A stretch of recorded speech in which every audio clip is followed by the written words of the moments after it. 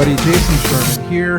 In today's episode of Zero to CEO, I have with me successful marketer, leader, and award winner, Nimia Amaya. Welcome to the show. Hi, thank you so much. Thanks for having me. So many titles, so successful. I love it. And we're going to talk about how to break barriers and pursue your dreams, which is such a great topic because everyone, that's like what you hear, right? In public, like follow your dreams, follow your passions, and then you'll get to where you want to be. But let's take it a step back to the part where like a large percentage of entrepreneurs don't succeed, right? What were some of the challenges you faced on that road to following your passions and dreams? I think some of the challenges I faced, was not knowing what I wanted to do with my life. I was very lucky. I thought I was very lucky in college, and I was like, I want to be a news anchor. This is my dream. And I went for it, got the degree, got the internship, and then I did it, and then it was not what I wanted. Oh, what were the downsides? You have to work crazy holidays. The days of news anchors getting their makeup done, being stars are over. Now we're called multimedia journalists. You do your own recording, your own video editing, your own you carry your own tripod. I mean, it's a tough job. And I decided that I wanted to change careers. What was the transition? Like, what was the catalyst where you said, oh, I want to move from news anchor to fintech? Like, what was the thing that changed it for you? There was a lot of paths. Right after the news world, I decided to get into education. I'm very passionate about higher ed. As a first generation college student myself, I decided I wanted to mentor students and work with minority students, at-risk students, and get them excited about going to college and pursuing careers. So I had a short stint, well, not too short, about 4 years working as a college counselor. Okay. And it was great. Loved it. It was super exciting. But then it was fulfilling, but it might not have been your calling, right? Exactly. It was very fulfilling. And I still like to volunteer to this day with Dallas ISD, Independent School District, and other community colleges nearby in the Dallas area, which is where I'm at. See, I always find when I volunteer for things I'm passionate about, I like them more, right? Versus like making it a job, then you're like, oh, this is my job now. So it kind of sounds like you enjoy volunteering. So it's not like you're not kind of committed to it full time, and you can pursue your passions, but then still help people. Is what it sounds like. Absolutely. And I always knew I wanted to be a leader of some sort. I always saw myself managing people, mentoring people, and helping them develop themselves. And I think that's why I was such a good counselor in the higher ed world. But I've always been business savvy as well. And I knew that I wanted to have a career that was not only corporate, but creative. And fintech is very creative, and marketing is very creative. But you also have to have a business side. Walk me through that. How is fintech, this is the financial sector, how is that creative? Because it sounds to me like more about math and numbers and markets and things like that. Maybe the industry isn't as sexy, but my job as a marketer in fintech is fun. So it's how to make it sexy, how to make it turn into something that's, attractive to people. How do you do that? Absolutely. You try different verticals, different channels, but you basically educate people. You make it simple. Fintech can get complicated very quickly with AI and blockchain and artificial intelligence. All these terms. You're turning me on. You're turning me on to me. Stop. I could go all day telling you industry terms. Yeah. But at the end of the day, it's business. We want, at Younium, my current company, we are a subscription management software providers. And so we want to educate our audience in the US as to why they even need our product. And then we let them know why we're the best product for them. Right. And like through these changes, right? Because you sound like you went down a million different paths and you were trying to find your calling. It sounds like you were resilient, you were determined, you were really trying to find the best way to achieve success.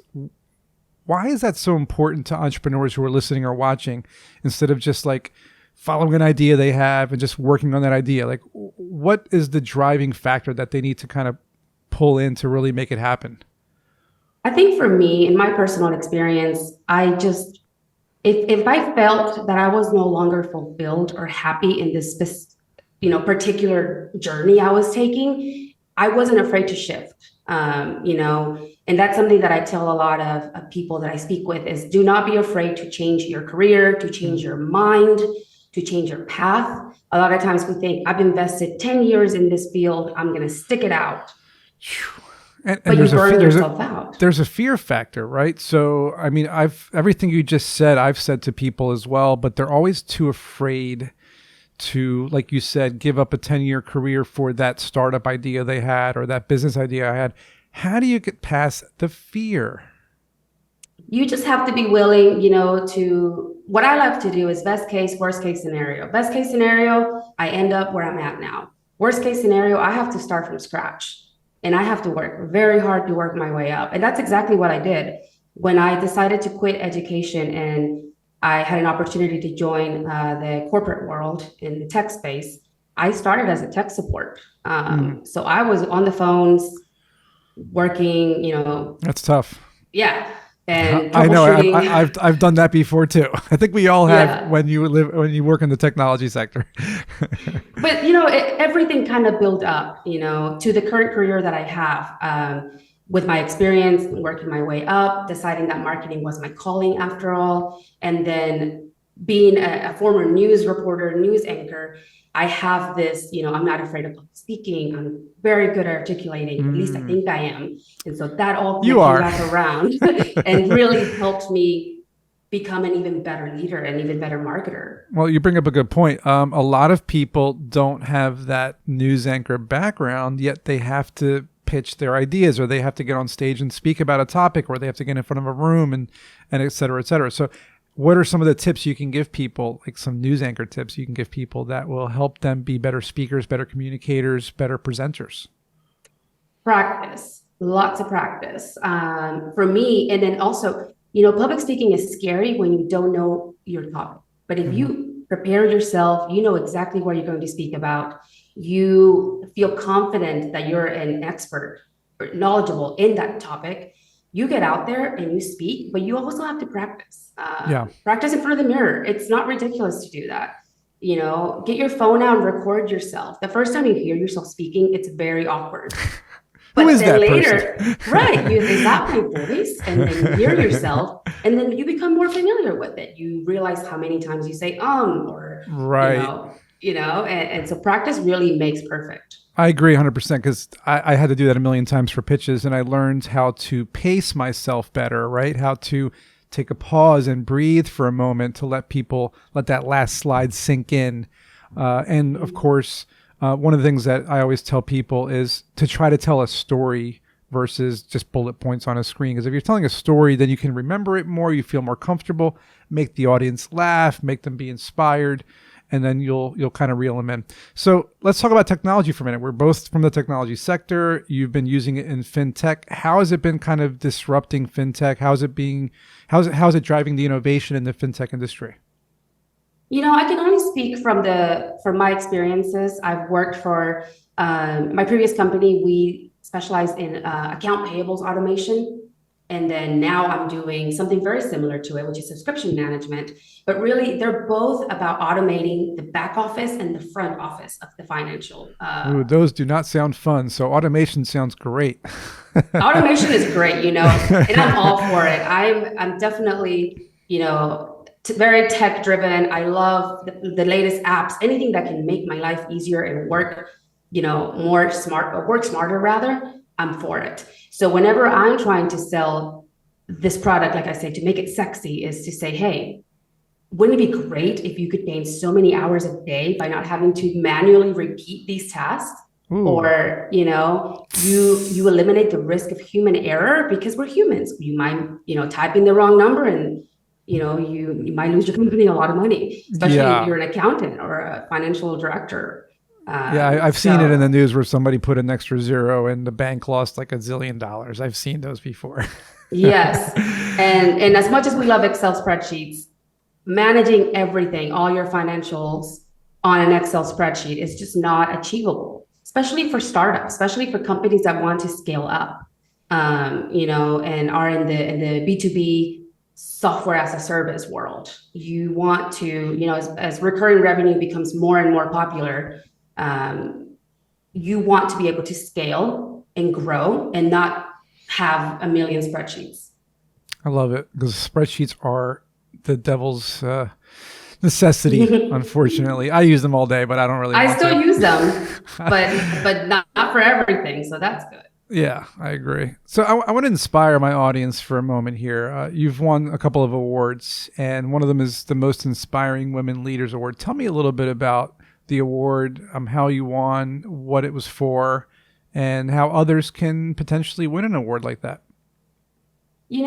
For me, that was a super special award to win because I always knew I wanted to be a leader, but I knew that I wanted to be a good leader. Hmm. And I won that award in 2021 with my previous company. I was nominated by my own colleagues, which was very nice. Yeah. But really, it meant a lot because it was about the type of leader that you are. Mm-hmm. And we've all had great bosses and not so great bosses. And I always knew I learned from the bad and from the good. I said, I want to be like this person and I don't want to do what this person is doing.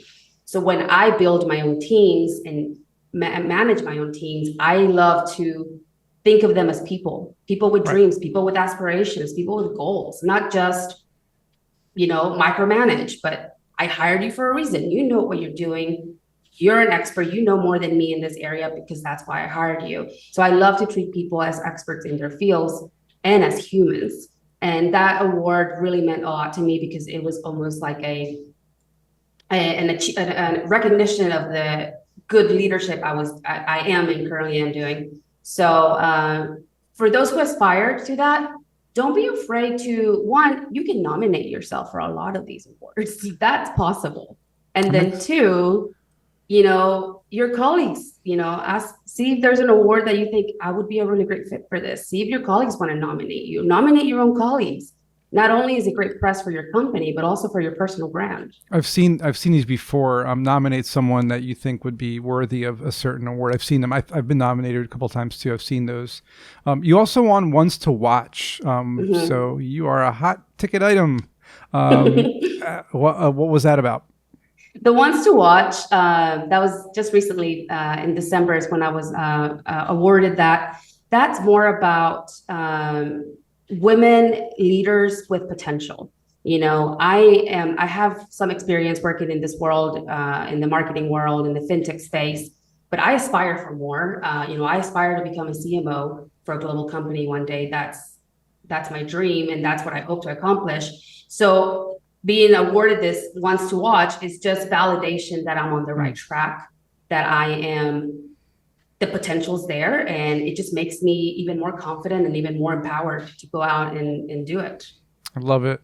Mm-hmm. And for the entrepreneurial world, the business world, it is male dominated. I mean, it's getting better as we see out there. There's definitely more room for females in executive roles, I've noticed, but there's still work to be done, right? So what kind of advice can you give to other female entrepreneurs out there who are trying to break into the industry of any kind?